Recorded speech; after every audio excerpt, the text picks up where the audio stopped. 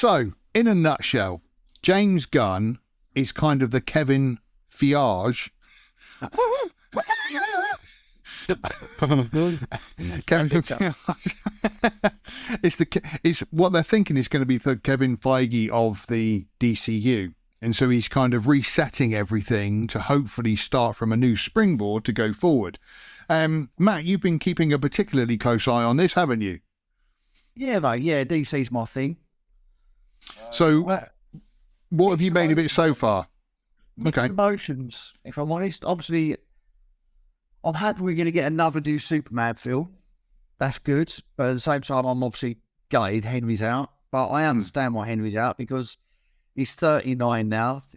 New Superman film is not for another 2 years, so that would make him 41, maybe even come up to 42. So he's too old, really, for a part. So I understand that. He still looks pretty good, though. Yeah, he does. But I think they're doing a whole 10-year arc, aren't they? So, you know, they. Oh, okay. Oh, yeah, no, that's fair enough. So I understand that. I don't understand why we're potentially still getting Jason Momoa as staying on as Aqua Dude. I certainly don't understand why they haven't just said Ezra Miller on your bike. Why that's still an option. So yeah, mixed emotions really, mate. Part of me is really excited to hopefully have some direction and some focus of the DCU, but then at the same time, it just seems a little bit all over the place again. It's like, well, if Flashpoint's going to reset everything, then reset everything. Don't keep Momoa on. Yeah, that's Ezra maybe staying on after Flash. Yeah, and then I'm seeing reports yesterday that maybe Wonder Woman's showing up in the new Shazam film. There's some screenshots that could potentially be Wonder Woman. So like, well, what is going on? Yeah, like you say, reset it or just or carry on. And if you're going to carry on, don't get rid of. Don't get me wrong. Gal Gadot as Wonder Woman has been brilliant. I thought, the movies are. Well, the first one was serviceable. The second one was terrible. But she's been great as Wonder Woman. And even Batfleck has been, again, serviceable and decent as Batman. Cavill has been perfect casting. So if you're gonna keep these people, like I say, don't keep Momoa on, because it's kind of, if you're going to reset the whole thing. Maybe they've just signed on for a big deal and it's kind of they can't get out of it now or something. Or maybe he's just keeping people guessing and he doesn't want to reveal everything. So no, that's true. Again, yeah. The Flash is obviously going to be the big finale, so they're probably just keeping their cards close to their chest and not revealing anything. But then again, say that it's Aquaman 2 coming out after the Flash. Do you know what? I've no idea. Again, it's one of those scenarios where I think when Feige came in, Feige, whatever you want to call him, when he came in, he had that chance to reset everything and just go from scratch. Obviously, you didn't. You had like a Captain America in the 1970s, the new 1980s, and there was a Spider-Man movie and some Spider-Man cartoons and stuff, but there wasn't anything major. And again, they kind of turned up in TV series and stuff, hadn't they? But actually sort of starting from scratch, because I had no idea who Iron Man was. I'd never read the comic books. And so to me, I'd never got into comics when I was a kid. I used to read much more educational things. No, like the newspaper, like the Sun. I didn't know who it was, but because of that, it started then this road which they went down, which from Iron Man to Endgame was perfection. It was brilliant what he did, and you can't deny it's something that will still never be achieved. Even if James Gunn does the same thing, I just don't think it's going to be on the same kind of scale. I'll take my hat off and say it's very clever what they did, the whole plan and get to Endgame, and that was a big finale. I'm fine, but I'll always maintain that 50% of all Marvel movies are average at best. Yeah, I just don't understand what Gunn is like. He comes out and it's like, okay, well, we're gonna do a thing on Themyscira before there was Wonder Woman. I'm like, okay. Then we're gonna do the Authority. I'm like, who the fuck is the Authority? you're talking to a guy. I mean, I know who the Phantom Stranger is, Crimson Avenger, Spy Smasher, Ma Hunkel as the Red Tornado, Count Iblis. I mean, I can go pretty deep on DC lore and characters that nobody's ever fucking heard of. And when you come up with the Authority, I'm going, who? I mean, what is a regular normie going to, they want to hear Batman, Wonder Woman, Superman, Flash, Green Lantern. Oh, we're going to do Green Lantern. It's going to be like True Detective. I'm like, oh, well, that's something I've been waiting for. What? I don't understand where he's going with this. And then he's picking out these real esoteric characters. Look, Viola Davis is great as Amanda Waller, but do we need to start this whole thing with a movie about her? And granted, Iron Man was a C-list character, B-list at best, that they started the whole MCU off of. But he wasn't completely unknown. And Marvel was they had to work with what they had. They didn't have Spider-Man. No. They didn't have X-Men. They didn't have the Fantastic Four. So they worked with the characters that they still had. That was Captain America, was basically the original Avengers. They didn't even really have the Hulk. And the only way they could use the Hulk is when he's in with some other thing. And so, given that they had all these constraints, I'm kind of like giving them a pass that they went with some more D-list characters to try to start out this MCU, and it was a gamble that worked. Warner doesn't have that problem. They own everything outright. So you give it to Gunn. Gunn says, it's like, which superhero movie you gonna do? I'm going to the Authority. And Creature Commandos. Creature Commandos. What? Squirrel Girl. That's what concerns me as well, is the fact that Yoda. he hit gold. He hit gold with Guardians of the Galaxy, a ragtag group of misfits that come together. And he's trying to catch a lightning in a bottle again with this Creature Commandos, with the Authority. And it's like you said, Yoda, concentrate on the big hitters. Let's get this done properly. I'm certainly not interested in Waller. And again, that goes back to the whole Snyderverse thing, because you had Batfleck appearing in one of the Suicide Squad's after credit scenes. So that's still linked to the Snyderverse. You got obviously she's got. Yeah, I mean, it's still. Well, it's two different problems, right? One, you're rebooting the universe, and two, you're not being very clear about where the reboot is happening and what's coming through and why it's happening. Now, maybe the Flash movie clears all this up. I don't know, but I'm like going, okay, what? I guess they're doing a Superman legacy and then a Supergirl, and it just feels like they're not. Like, you have this whole template. If anything, the DC animated universe, I still think did it best. The Batman from Bruce Timm, the Justice League, Superman from Bruce Timm, and all the stuff that they did there, they did it the best. And I'm going, okay, you have all this template. You could do something very similar to that. And Creature Command. Look, James Gunn does a great job with something like Guardians of the Galaxy, which is almost often its own separate deal from the rest of the Marvel universe. They kind of come in and out, but they're really separated out, and he had more room to play in that sector than he could have with, say, Captain America or something. But now, with all his Gunnisms and everything, like what he had with Peacemaker, which kind of, all the jokes kind of went too much, I'm skeptical. I'm very skeptical about how this is going to go. Is he? I must admit, I haven't paid all that much attention to it, purely because I'm getting to the point of saturation with comic book movies, and so forth. And I think Gunn has got he's got to then kind of reset it. He doesn't want to do it like Marvel and everything else. He's got to do all this, but he's also then got the fact that a lot of people are in the same boat, that no matter how good a superhero movie is, it's still a superhero movie, and people are getting a bit, another one. And so I do feel for him on that score. And like I say, so I haven't really kept up with it, but maybe he's choosing some of these lesser known characters to kind of reset over a couple of years, so that then he can kind of reintroduce Batman and Superman once they've got all the casting and that done for him. Yeah, but The things should be built around. Or done as Heidi said, gayer and safer. I don't about Superman and Batman, not these.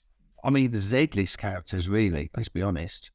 Well, there could, like the Authority, I guess, now that I've researched it a bit, I guess they are a superhero group that is more authoritative, obviously, from the name than they should be. And maybe the Justice League grows out of that to fight them. Like maybe they're the kickoff of all this. I mean, I think there's something that can be done there. I don't want to just say there's nothing that can be done, but I just don't know. It doesn't feel like they've really got a really solid plan yet. And you don't have to do exactly what the MCU did, but again, though, is this part of Gunn's? Guy. I was going to say, is this part of Gunn's plan to sort of subvert expectations, which is a wonderful line I always love to hear. But is he doing this to kind of make guys like you kind of throw you off that scent a little bit? And actually what he's going to do is something completely different. But I mean, the problem with that is like with Hollywood, like the whole fact of Michael Keaton coming back in The Flash and stuff, you can't keep anything a secret. And so if he is then going to sort of, start doing new stuff, it's going to leak and it's going to get out there and it's going to spoil what kind of surprise it would have been. Well, but you mentioned superhero fatigue. And Kevin Feige was kind of asked about that. And he's like, well, there've been comics going on for 80, 90 years and they've stayed strong and they've been able to make good stories and people have enjoyed them for decade after decade. And I honestly think there's some truth to that. Like why, if these stories can continue on, they keep getting bought by new generations and kids love them and adults remember them. And they've come with new stories. You can think probably every decade of a great story or great ideas that came out of those decades. So I think there is a lot to be mined there, but they seem to be just like MCU just went off the deep end making shit that was specifically designed to piss you off or was lazy at best. And I don't know the way he's talking about the DCU or whatever they're calling it. I just feel like there's a lot of that same kind of mindset where they don't know what they're doing and they're not they're turning their nose up at the great stories that were already out there or they're adapting them, but they lose everything that made those stories great in the first place. I think, again, that's kind of half the problem. And again, not coming back to Star Wars, but I mean, you had the Thrawn trilogy of books, which is one of the rare books that I've read, the three of them. They were fantastic. But then if you converted them, I can't imagine there's many Star Wars fans that would have seen them, but the ones that would have done would have loved to have seen it made anyway. So it's not like it's not like if they had made the Thrawn trilogy, a bunch of Star Wars fans are going, well, I've read the book, I'm not going to bother seeing the film. That wouldn't have happened. And if they have great stories from the past of people like me who have never read the comic books, they could still turn those things to life for fans like you guys, but then also engage people like me to go and see it as well. Yeah, I mean, I know you love the Snyderverse, Matt. I think it needed to be trash. I don't like it at all. I don't think it works for Superman. It did okay for Batman, but it's like Batman v Superman. They bring out the Dark Knight Returns armor so that they can have a fight. But that movie was nothing what Dark Knight Returns. It wasn't any of the themes or understanding of what Dark Knight was. You're just bringing in, member berries. And then you're doing nihilistic Superman. Yeah. And then you're doing this very nihilistic Superman who just is moping through the whole movie like he doesn't want to be saving anybody or is just, I got this ship here, I'm pulling it to shore, fuck me, woe is me, I got all these powers. I'm like, this is not, Superman was always bright and cheerful and sunny. That's what made it fun to see him go and spar and partner with Batman because of their different ways of dealing with things, and they learn from each other. The conflict was the interesting thing. If you make Superman Batman, what's interesting now? Yeah. And what do we need Batman for? But then this is the whole thing. There's a draw a line in the sand, move on from it. The Snyderverse was obviously very divisive. You either loved it or you hated it. Draw a line in the sand and start again. Get rid of get rid of Miller. Well, I mean, logistically, there's some issues there, right? You have movies in the can. You can't just throw all of them on the shelf like you did with Batgirl. Not another one. Yeah. I actually, and to a certain extent, I would love to see them keep Shazam. Now, I haven't seen the second one, but I like the first one a lot. I feel like it's the only, out of all the DCEU, it's the only one that's really captured the character properly. But yeah, it's just me. It's just my taste. Batman, maybe. Wonder Woman, the first Wonder Woman, yes. Second Wonder Woman, terrible. And then after that, I just, all the rest of it is like, I don't care. I don't feel like they captured Superman properly. I do agree with the casting. I think Cavill could do great if he had a better script and better things to work with. Because he's got the look, he's got the mannerism, he's got he's very powerful. He had the same thing Christopher Reeve has, where he looks very powerful, but he also looks very approachable and good and affable. That's a tough thing to get. So yeah, I love him as Superman. I just don't like what they did with Superman. So Matt earlier sent us some pictures of who they look like they may be casting for the new Justice League. Oh, go on. What are you going to say, Matt? What it is because obviously the direction it's all going is going to be Superman's now going to be about 25 to maybe 28, which is one of the reasons Cavill's gone. Right. Now we're going to have a new Batman who's going to be with Damian Wayne, his son. Damian Wayne's 14, which would make Batman probably about 40. Also, you could have Supergirl. So I was just looking, just for sake of argument today, and having a chat today of who people are discussing that could potentially be cast for these next. So this is nothing official. Nothing official. Okay. These are just like fan casting. So it's just from various sites, and I've just connected like the majority of the votes that people have been receiving. Okay, look, well, let's bring up the first one. Can you take us through, here we go, look, this is the casting for Batman. Can you take us through some of them? Well, I think you might have a point with Chad Foley. No, I've put his ages down. That's the top of my list. I want to see them just trot out his corpse and do a weekend at Bernie's. Weekend at Batman. You don't fancy Leslie Jones then? Sorry. Oh, Billy, you're like, what? Sorry, I couldn't help myself. Matt said that through this afternoon, and I thought, I think for the first one, I think I'll change some of those. I mean, to be fair, Jennifer Lawrence has got the range, and she is the first female action hero of all time, so she could play it. I think she would be the first Batman as well, ever. The first female Batman. Okie doke, yeah. Right. So the real list that Matt came up with was these people here. Right. So Matt, take them through us. So these are the people that the interwebs have been talking about who they think will either get cast or in for the money, or who they would prefer to be cast as the Batman.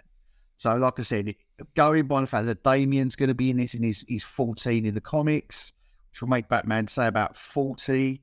So you obviously got Jamie Dornan from 50 Shades of Grey. He's quite a big front runner, bit of a fan favourite. He's the right age. He's a bit short at 5'9". I know obviously it's movies and we can adjust that. Batman's 6'2". Tom Cruise can look 6 foot. Anybody can. Yeah. Well, yeah. I mean, he was Jack Reacher, and we've got. You've got Adam Ritson, who I think would be an amazing Batman. He's got the jaw. He's big. He's huge. Pretty much ticks all the boxes for me. Jensen Ackles, maybe a bit old, 44 by the time this comes out. I mean, what's he been in? What's he been in? Jensen Ackles. Yeah. He's currently in The Boys. He was in. Okay. What's that one?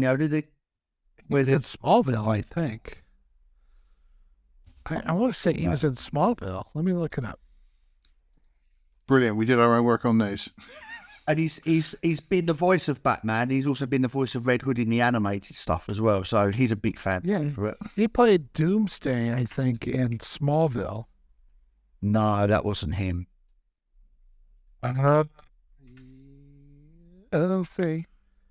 Jason Teague. Maybe that's... I can't even spell his name. I'm such an idiot. What is it? Ackles. Jensen, that's why. Jensen. So see, Ackles. Oh, he was in Supernatural as well. Supernatural, that's the one. Yeah. Yeah. So he's a bit of a fan favourite. Obviously got Jake Gyllenhaal. He's always been rumoured to be a Batman. He'd be quite a good Batman.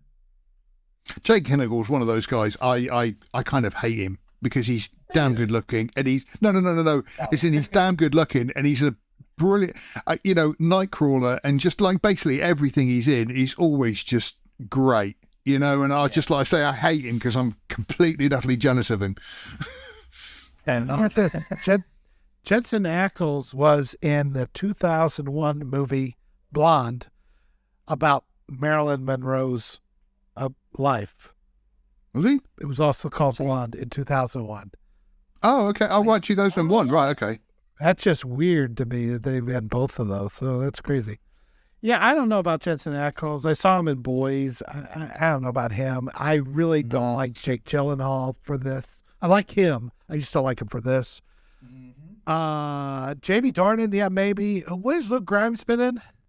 Right, so Luke Grimes, that's my pick. He's from Yellowstone. He's the son in Yellowstone. Oh, yeah. Maybe. I don't know. He's got a nice. What I liked about him, especially in Yellowstone, he's got that nice. He's got the compassionate side to him, which we've seen throughout the series, but he's also got that dark side, and he's prone to do some good action scenes as well. So I think he could be quite a dark horse if they think about it. And he's a perfect age, good height. You mean not a dark horse, but you mean the Dark Knight? He's a dark knight. He's a dark knight. What do I need? So he's my suggestion. But I think if I was to pick any out of those 5 fan favourites or 5 rumours, Alan Richardson would probably take my vote. Billy Eisner for me. Yeah, that's a little woman.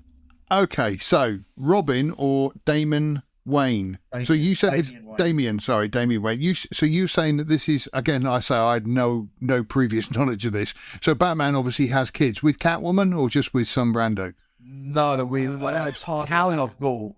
Yeah. Who's Ra's al Ghul's daughter. Oh, okay. Yes, no, I did know that. I have. He gets raised by the League of Shadows for 10 years before they drop him off at Batman's doorstep. Here's your son. He's a killing machine. Enjoy. Yeah. Awesome. He's actually a really good character. Have any of these guys done kind of anything before that we know him from? Right, so Aidan Gallagher is in the Umbrella Academy. Okay. So obviously Damian Wayne's 14. That's if they stick true to the comics. They might age him up a little bit. Javen Walton? He was in that Sylvester Stallone one, Samaritan. Oh, yeah. Yeah. He looks older than, I mean, not in there he doesn't, but he looked older than 16 in the movie. Yeah. Yeah, so he's 16. So he could be quite good. The Walker Scoble, he played the young Ryan Reynolds in that time-traveling Netflix thing. Oh, yeah. A very memorable movie. Yeah, exactly. Jacob Tremblay, I've heard of him. What has he been in? Yeah, I had to look him up. I'd never heard of him either. I think he was that the retard son in The Predator. Okay. Again, very memorable movie. Maybe I just...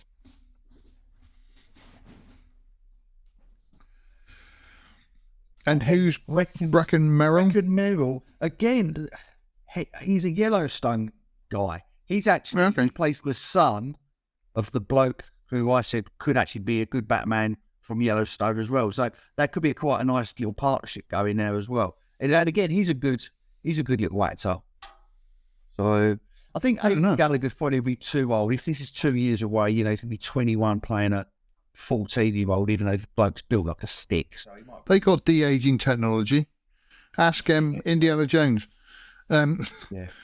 And so, but this is somebody that they have announced they are going to be introducing into this new DCU. Is that right?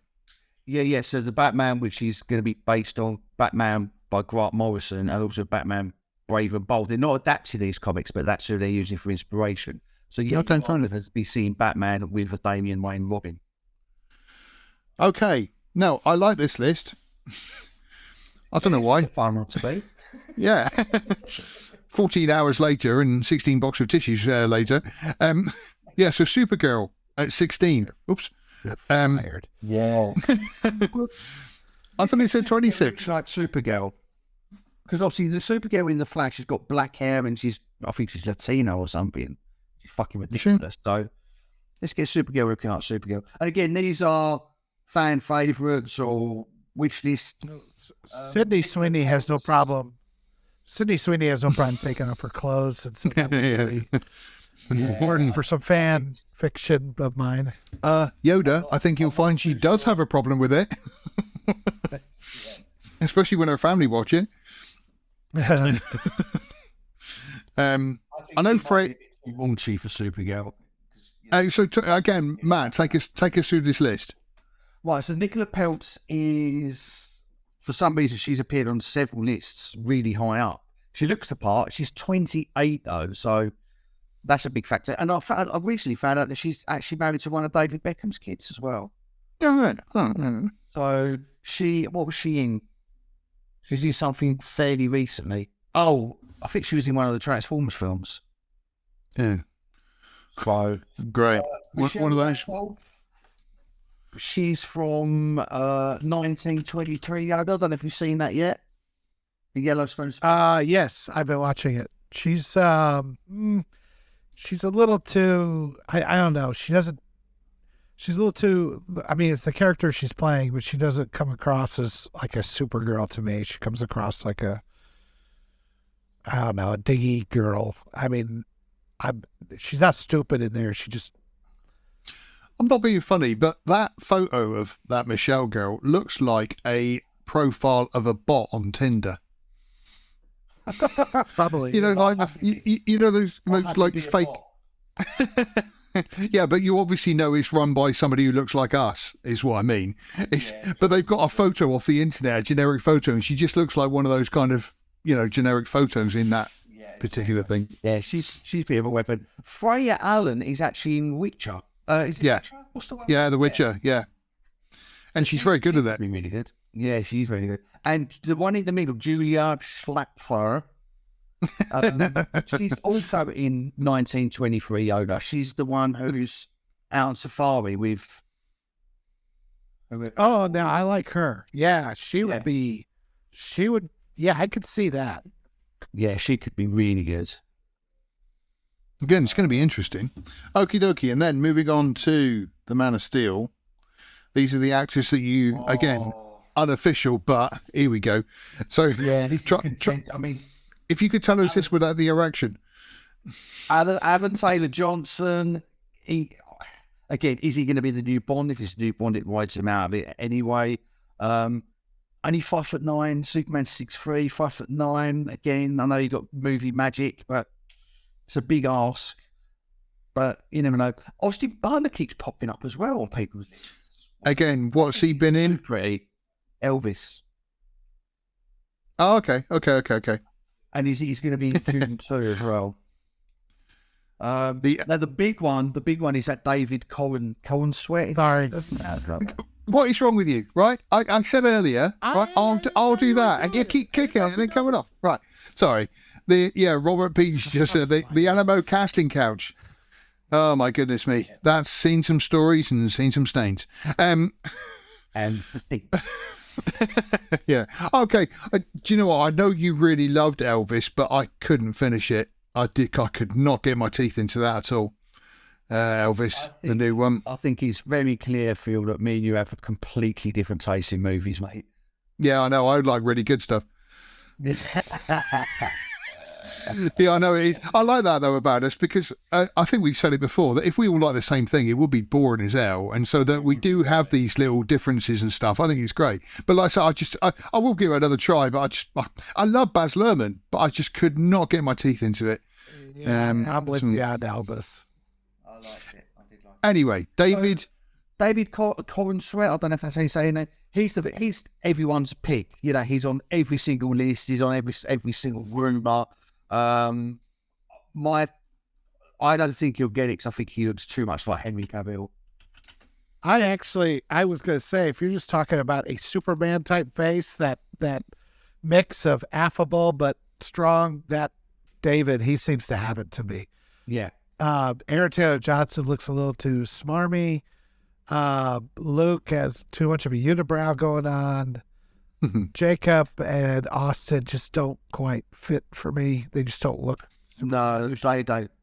That Jacob's, again, he's appearing on pretty much every list. And that Luke Eisner guy, Stark wrote an article about him, I think it was today actually, that someone said that he's the number one choice. And then James Gunn's come out and said, no, we're not doing any casting calls at the moment. And they said, how do you know? That was funny. It's a little early to be talking about casting. It's like, I just told you everything we're doing. We got 3 movies coming out first. You want to settle the fuck down, Internet. We're going to relaunch Superman. When's it out? That's all we've done at the moment. Exactly. But they're going to go for a 25-year-old Superman. So I think, Taylor Johnson's probably out of the picture. I think Butler will be as well. I think Cobblestone looks too much like Henry. I don't think they want to cast him. So we'll see. Like I said, it's an interesting thing to think about who people want. You say about that, David, though, and just, I mean, again, I'm just sort of saying this off the bat, but I mean, when they did Superman Returns, they cast, what was he called? Brandon Routh. Yeah, and he did look very much like Christopher Reeve, though, because it was kind of supposed to be that kind of sequel. So the problem is like I say, you do want Superman to have that iconic stance and power and jaw and, heroicism about him. So, I mean, it's, if we were going to go in a different direction, it would be Dan DeVito or someone. Yeah. Talk about subverting sections. Stay near your phone. We're 2 years away from a new Superman film.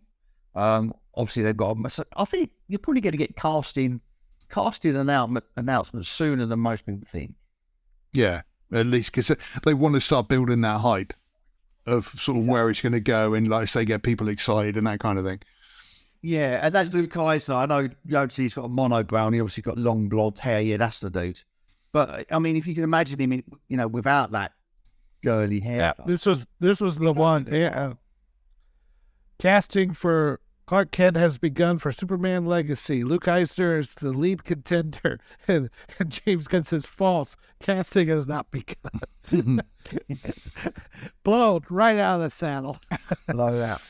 We should start making rumours so that somebody famous just comes along and tells us something wrong. Or what would be worse is if we started rumours like sort of what was that one they did? I think it was in Family Guy, and they said I reckon Rob Schneider goes picks up people from the airport and then smacks them around at home. So we could start a rumour like that, and then somebody just comes along and goes, "How did you know about that?" Oh. It was supposed to be a joke. So we shall see. You never know. 6 months' time, we could be sitting there going, actually, look, we called that. Yeah, a couple of them. Happy days. I don't know. I'm just kind of like, look, you're doing all this. I get where people say, do we want to do another Superman origin story and all that? It's like, well, probably not. But on the other hand, I feel like they're just going, trying to do everything that's so different from what we did before. And it's like, well, that now doesn't feel like a Superman movie. That's what I'm worried about. I mean, the first 4 Superman movies, we had one great one and one okay one and 2 shit ones. So it's not like Superman's had a great track record on the screen. No. No. So I don't know. Anyone's guess at this stage. Again, it's kind of maybe funny enough. They don't need to subvert expectations and change things new. Maybe they just need to go back to that original formula. You know, that original Superman worked because it was bright, it was funny. Clark Kent was, you know, and Christopher Reeve, I mean, was perfect in the role. Maybe they just need to go back to that. You know, and don't have a sort of complex story where they're building towards something everything else, but just have a good movie that, you know, that takes place. Yeah, I agree. I'm sick of all this interconnection and world building, and I know that the MCU did it and they did it very successfully, but everyone's just copying it now, and it's just getting a little bit consumed. Robert Beach has just said James Gunn has a conventional visual style. His movies look like Marvel movies. I'm not sure he has the visual flair to do a revolutionary Superman movie. I mean, it's true in what you say. I mean, whether he's going to direct, because is he going to direct? Again, I haven't been keeping up with this. Rumours are coming out again. Everything's rumours and it's hearsay. Rumours coming out that he's actually going to direct Superman Legacy. Because, I mean, with it, again, it's one of those situations where you know, Marvel, DC have kept saying, we don't want to be like Marvel, we don't want to be doing this and all this lot. But then you watch the new Shazam trailer and it's like, right, so you're now just gone full Marvel. You know, and well, Shazam, to me, it's okay because of the situation. I didn't really have a problem with Shazam being the way it was. It's the same with Guardians of the Galaxy. I mean, you make that very funny. That's great. But then when you make Thor a complete and utter dude bro who's incompetent and, you know, playing second fiddle to women. Well, even when he was, like when he came in and saved the day at the very beginning with the Guardians, he destroys their priceless building or whatever it was. I mean, it's just like you're completely incompetent and you don't even care. Like that is, say what you will about the first two Thors, at least he kind of came across as a proud god that he was. And the first one was good at that because he did learn a lesson. You know, he was completely arrogant and he was Iron Man, basically. You know, he was completely utterly confident in everything. But then he had all that stripped away from him so that he could then rebuild and become a better, well, human being, but, you know, a better person for it. I do think there is some merit to him loosening up a little bit like he did in Age of Ultron a bit. He still kind of had that regalness to him, but he sat down, he had some drinks with the guys, played with they played the hammer game, whatever. And that's all good. And then Taika takes it in Ragnarok and he turns it just a few more notches and it worked. It's passable. Yeah, it worked. But then you get to Love and Thunder and quite frankly, Endgame and then Love and Thunder, and they've just destroyed him. The first you have Fat Thor, who's a complete blubbering moron. Like, I loved what they did with him in Infinity War, where he had that very subdued, subtle moment where he's talking with Rocket, and he's talking about all the people he's lost, and he doesn't really cry or anything, but he kind of blinks away a little bit of missiness, talking about how many he's lost, and he's just got this determination to make it mean something by killing Thanos. But it's clear that he's just really gutted by everything that's been done to him over the course of the MCU, and it was dignified the way they did it. And then you get to Love and Thunder, and he has no dignity left. They just strip it on the way. And that's my... Yeah, he's like Homer Simpson with a hammer. Yeah. Yeah. But again, to me, I was talking to somebody else about this the other day, that I think what they seem to do is, and not just particularly with Thor, but I mean with a lot of characters. I made this meme the other day and it said about stop replacing all our sort of male action heroes with teenage girls, because again that's kind of what's been happening, that with a lot of these characters they do just seem to do that. With you get these great male characters and they have to strip them away to nothing and either kind of remove them completely, and I kind of get where they went with Thor, and okay, it was overly funny, but I like you say, it was he felt responsible for the clique, and so he let himself go. I kind of get that. But they've also got this thing that you've kind of then just got to replace all these male heroes with girls and stuff. And, because I watched, what's it called? That Black Panther, and Riri is going to be the new Iron Man, and Hawkeye's been replaced. And just, it's just getting to the same old trope of just, okay, they're trying to get younger people to watch these stuff and all this kind of stuff, but it's just not working at all for people who are older fans like us. People feel they're just trying to get girls. They're trying to get girls to do it, and this what always annoys me, especially about Hollywood. Men are toxic and blah blah blah, and yet they're trying to turn all the women into men. So it will make you fucking mind them. Well, some of this is unavoidable, right? I mean, Renner is in his 50s and apparently has been mauled by a snowplow. Mm-hmm. That name again is Mr. Plow. Yeah. Hawkeye's greatest enemy. Mr. Plow. But our thoughts with you, Jeremy. Yeah. We do hope you're doing that. We take the mick because we love you. Yes. But the truth is that these guys are not, there's the real world issues with these guys are getting older. They cannot, it's not like the comics where you can just draw them the same for, 80 years.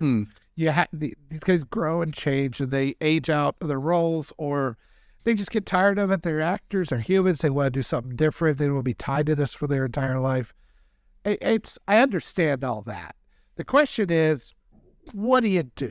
Do you, replacing them all with characters that we don't care about because Hollywood knows that we're racist or whatever we are.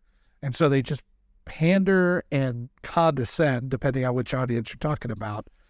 And that's not the answer. But then it's like, okay, well, what do you do? Do you just end it and start over? I mean, these things still make money. People still want to see them. Do you recast? I mean, I do understand what you guys are saying about, and I agree with it, all the whammon and all that stuff. But my question to you that I pose is, okay, what do you do with these real world issues? You can't keep Christopher Reeve playing Superman forever. You can't keep Chris Evans playing Captain America forever. Robert Downey Jr., I mean, we're talking 15 years now. He was in his 40s. He's pushing 60 now. He can't be Iron Man forever. So what do we do? What would be the correct thing to do with Disney? I think half the problem is I mean, we've said this before, and I had a discussion with it this week about how they're trying to make stuff now for this modern audience, but they don't actually know who the audience is. It's kind of, there are still guys like us around who still want to see those last action heroes. They want to see the Top Gun Mavericks. They want to see these, Superman movies and stuff. But they kind of think, well, they're dying off now. We need to now replace that with this new generation who are coming along, who are TikTokers and Snapchatters and all this kind of stuff. And this should interest them. And it's kind of, we're stuck in that horrible sort of crossover moment. But I mean, it just doesn't seem like the entertainment world is getting any better in any way, shape or form, as far as I can tell. Like I say, you get the occasional nugget, but overall, it's pretty low these days. We're in corrupted bankruptcy. Well, yeah, I get that. I'm saying, just as a thought experiment, we know what's wrong with it. I'm saying, if you were the head of Disney, how would you proceed with MC? I would introduce new characters that are faithful to the comic books. But I wouldn't. Again, I know you don't like the phrase, Yoda, but Nerdrotic always says it, the MCU. It's like, if bringing other characters, your target audience. But what are the men or young men? It's not women, but they're trying to force feed this genre to women. But which characters would you? Because they've pretty much used the ones that everybody knows about, and like I said, Iron Man's a bit of a stretch, and new characters haven't had the time to really become. Maybe Miss Marvel could be a good character. I don't know. She's barely been around long enough, and unfortunately, the people that you've used to create her have all had a chip on their shoulders, so they're not worthwhile characters. So then you go, okay, well, who are we going to bring that has at least some? I mean, we're talking $150 billion movies, right? Yeah. Ant-Man was pushing it, and they still made it work. But, okay, who's the new character you're going to bring in? It's got to be you can't just, well, I mean, you can, but you make up a character from whole cloth and put him in the MCU. It's like, that's a gamble for $150 million.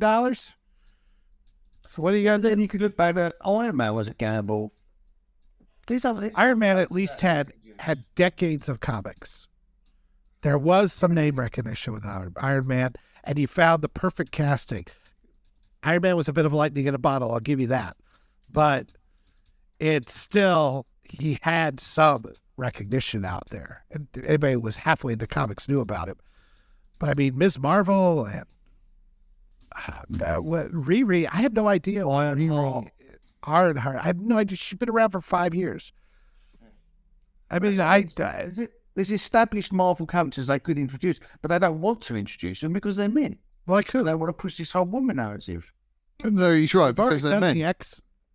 Well, they got the Fantastic Four they could put out there. They could redo all the X-Men. Mm-hmm. Spider-Man's already there. Spider-Man's and then you're starting to get into, I mean, Wonder Man. I mean, who are you going to bring in is what I'm asking. What? Okay. Heidi did mention Captain. Heidi did mention earlier. She said, "Yeah, we need a Captain England."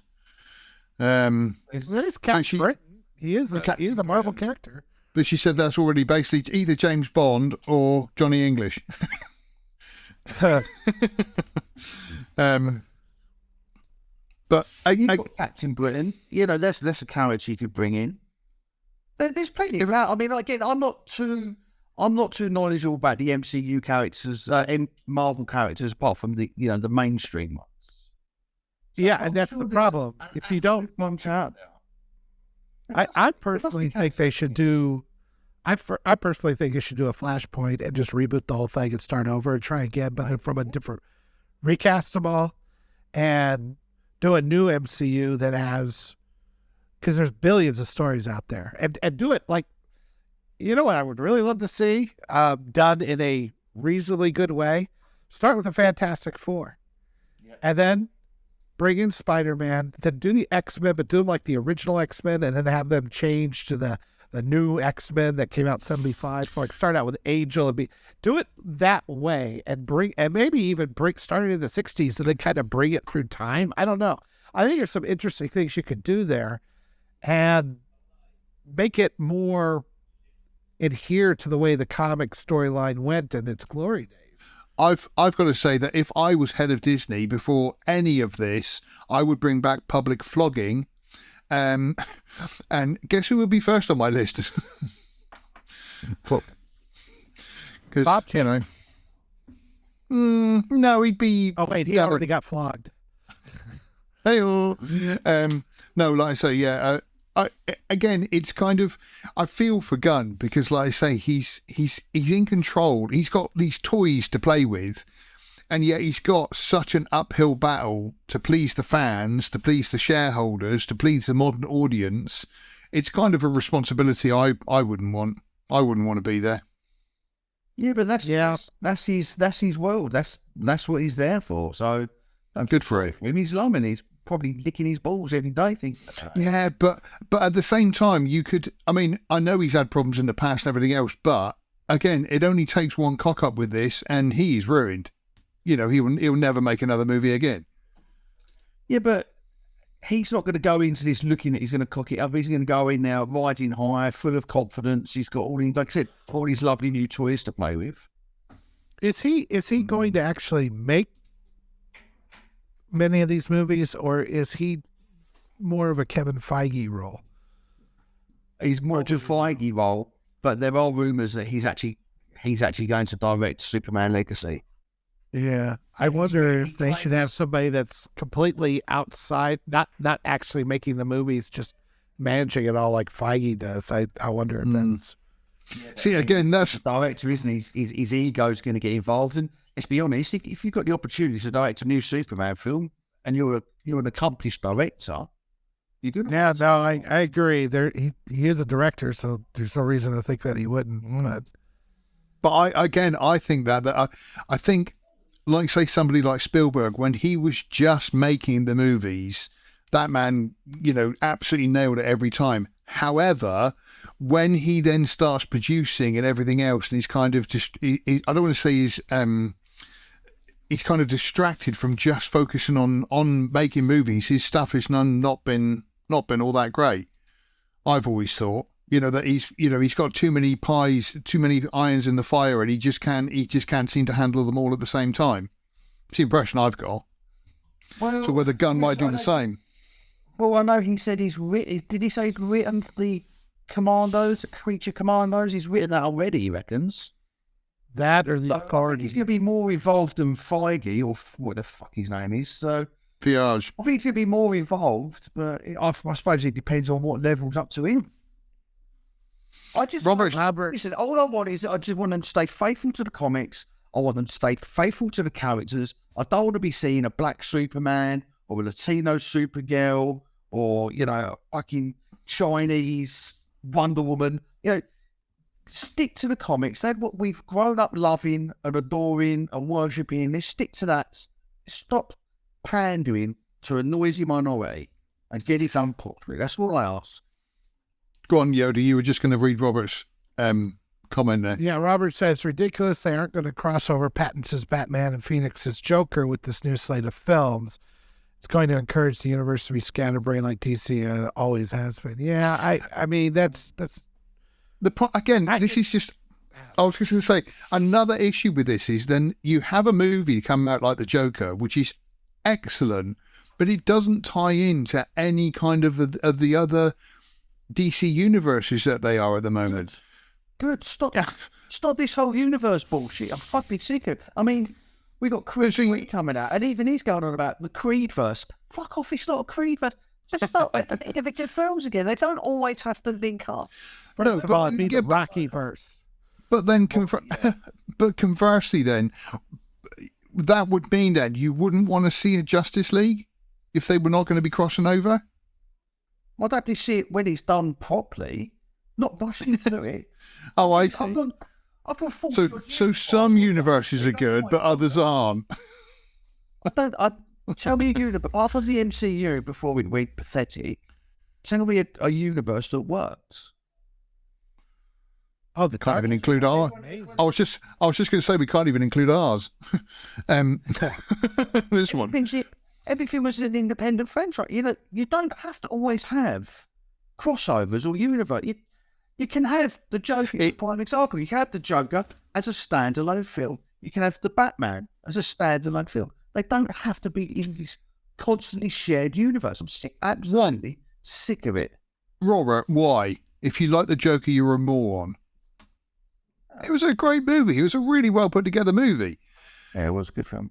It just, like I say, he just stood out alone and stuff. And I do see what you're saying, but I suppose it's kind of like it's like the whole thing that it just seems in the last 10 years, everything's got to be a series, and it's kind of you can't just have like a movie about it. You've then got to have a whole series about things, and it's kind of just another bandwagon that they jumped on. And the latest bandwagon is the multiverse thing or the universe thing.